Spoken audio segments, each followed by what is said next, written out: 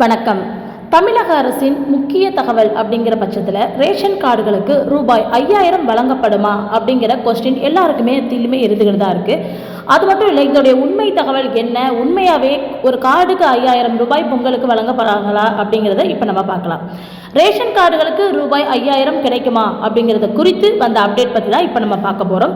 So Pongal பரிசு தொகுப்புகளுடன் 5000 ரூபாய் வழங்க தமிழக அரசு திட்டமிட்டு வருவதாக காட்டு தீ போல் செய்தி பரவி கொண்டிருக்கு. இது குறித்து விளக்கம் அளித்த உணவு பொருள் வழங்கல் மற்றும் நுகர்வோர் பாதுகாப்புத்துறை அமைச்சர் இருக்காங்க இல்லையா, அவங்க என்ன சொல்லியிருக்காங்கன்னா, அந்த அதிகாரிகள் சொல்லியிருக்க இந்த விஷயம் இந்த தகவல் வெறும் வதந்தியே அப்படிங்கிற மாதிரி தெரிவிச்சிருக்கிறாங்க. பொங்கல் பண்டிகைக்கு சில வாரங்களுக்கு முன் பரிசு தொகுப்பு குறித்து ஆலோசித்து சிஎம் ஸ்டாலின் அவர்கள் அறிவிப்பார் அப்படிங்கிறதையும் அவங்க சொல்லி விளக்கம் கொடுத்துருக்குறாங்க.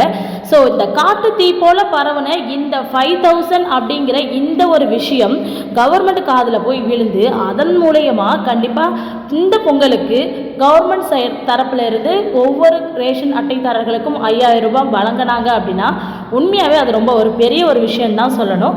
ஸோ அப்படி ஒரு சம்பவம் நடந்தால் எல்லாருக்குமே ஹாப்பி தான். ஸோ இந்த செய்தியை வதந்தியாக பரப்பினவங்களுக்கு ஒரு பெரிய தேங்க்ஸே சொல்லலாம்.